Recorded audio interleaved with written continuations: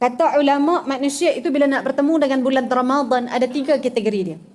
Kategori pertama, ada orang yang dia rasa beban dengan nak datangnya Ramadan.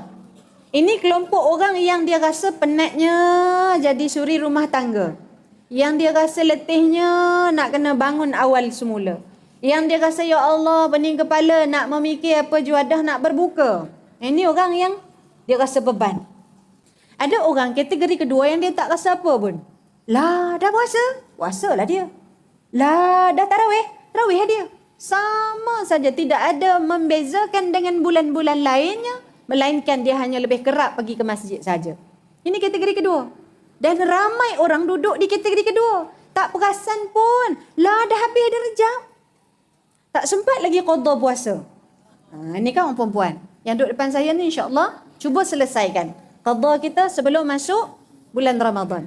Kategori ketiga, ada orang yang disebut sebagai bila nak datang Ramadan, itu dia tidak sabar nak masuk dalam bulan Ramadan. Dia tak sabar macam mana? Dia dah bersiap dah. Bersiap apa? Dia buat persiapan rumah. Mengenangkan ada tetamu yang agung nak datang, lalu dia sudah kemas rumah dia luar dan dalam. Ini persiapan.